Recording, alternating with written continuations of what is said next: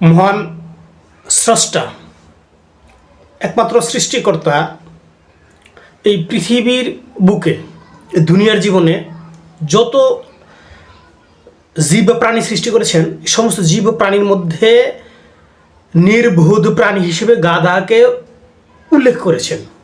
মহান স্রষ্টা তার সৃষ্টির মধ্যে গাধাকে নির্বোধ প্রাণী বলেছেন বা মানুষের সামনে এভাবে পরিচয় দিয়েছেন। আর নিকৃষ্ট প্রাণীর মধ্যে মহান স্রষ্টা কুকুরকে উল্লেখ করেছেন। জীব বা প্রাণীর মধ্যে যে নিকৃষ্ট জীব বা প্রাণী এটা হচ্ছে কুকুর। তো আমি যে দুটি প্রাণীর কথা বললাম এই প্রাণীর দুটির ব্যাপারে মহান স্রষ্টা এক শ্রেণীর মানুষকে গাধার সাথে তুলনা করেছেন, আর কিছু চারিত্রিক গুণাবলীর অধিকারী ব্যক্তিকে কুকুরের সাথে তুলনা করেছেন। এরা কারা? আপনারা যদি মনোনিবেশের সহিত মনোযোগের সহিত কোরআন মাজিদ একটু তেলাওয়াত করেন বা খুঁজতে চেষ্টা করেন সেখানে পাবেন। মহান স্রষ্টা তার কালামে পাকে এক শ্রেণীর আসমানি বাণী ধারণকারী, মান্যতাকারী একদল যারা আসমানি বাণী মেনে নিয়েছে, স্বীকার করেছে, এটা তেলাওয়াত করে পড়ে এবং এর উপর জ্ঞান গরিমা দিয়ে বই লেখে, বিভিন্ন কিতাব লিখে এবং এক শ্রেণীর মানুষ এই কিতাবগুলো অনুসরণ করে অন্ধের মতো। সঠিক লেখলেও না বেঠিক লেখলেও সে ব্যাপারে তারা কী করে না, গবেষণা করে না, চর্চা করে না। তো যাও, তো এই শ্রেণীর যারা জানলেওয়ালা, যারা আসমানি বাণীকে স্বীকার করে, জানে, মানে, এদের মধ্যে এক শ্রেণীকে গাধার সাথে তুলনা করেছেন। কারণ এরা পরে নিজের জ্ঞান বুদ্ধি দিয়ে পরে যেরকম বুঝে যাচাই বাছাই না করে কিতাব লেখে, যে কিতাবটা আসমানি বাণীর সাথে হকের সাথে যায় না, ভুল লেখে নিজের স্বার্থ চরিতার্থ করার জন্য তাদের জ্ঞান বুদ্ধি দিয়ে কিছু মিশিয়ে আসমানি বাণীর সাথে মিলিয়ে চালিয়ে দেয়। আর এক শ্রেণীর মানুষ আছে যারা এই কিতাবগুলো নিজে লিখতে পারে না কিন্তু বিশ্বাস করে পড়ে, কিন্তু যাচাই করে না যে সত্য না মিথ্যা। এই এক শ্রেণীর লোক, এরা হচ্ছে ভুল।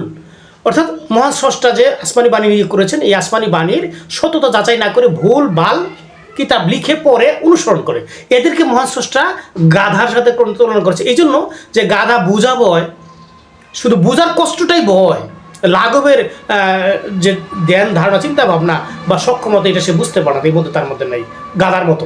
তো আল্লাহ রব্বুল আলামিন তাদেরকে গাধার সাথে তুলনা করেছেন। স্রষ্টা গাধার সাথে তুলনা করেছে এই মানুষগুলোকে, জানলা দলকে, যারা কিতাব সম্পর্কে হকের বুঝতে চেষ্টা করে না, হক সম্পর্কে জানে না, হককে তুলে ধরে না, হককে গোপন করে, এরা গাধা। আর বললাম ওই যে কুকুরের সাথে তুলনা করেছে, কোরআন মাজিদে বর্ণনা, যে ব্যক্তি, এমন ব্যক্তি, যে ব্যক্তি আমরা জানি না ইসমে আজম বলেন, ইসমে আজম এমন কিছু কালাম পাক জানতো যে স্রষ্টার কাছে দোয়া করলে স্রষ্টা সে দোয়া কবুল করতো। যে ব্যক্তির দোয়া স্রষ্টা কবুল করেন, স্রষ্টার কাছে চাইলে কবুল করেন, এই ব্যক্তি হকের বিরুদ্ধে যাওয়ার ফলে, সত্যের বিরুদ্ধে যাওয়ার ফলে আল্লাহ রাব্বুল আলামিন একে কুকুরের সাথে তুলনা করেছেন এবং কি কুকুরের কিছু চারিত্রিক গুণাবলী ঢুকিয়ে দিয়েছেন। যেমন জিহ্বা বের করে হাঁপানো আমরা বলি, তড়িঘড়ি করে চলা, এরকম কিছু গুণ তার শরীরের মধ্যে ঢুকিয়ে দিয়েছেন আল্লাহ রাব্বুল আলামিন এবং বলেছেন এটা কুকুরের মতো। তা কাকে বলেছেন? একজন মনোনীত নিবেদিত প্রাণ একজন ব্যক্তি, আল্লাহওয়ালা ব্যক্তি হতে পারে, এই ব্যক্তিরা যদি হকের বিরুদ্ধে চলে যায় তো সেটা কুকুরের মতো। এটা আমার কথা, আল্লাহ রাব্বুল আলামিন বলেছেন। এক শ্রেণীর মানুষ গাধা, এক শ্রেণীর মানুষ কুকুর। এরা কারা?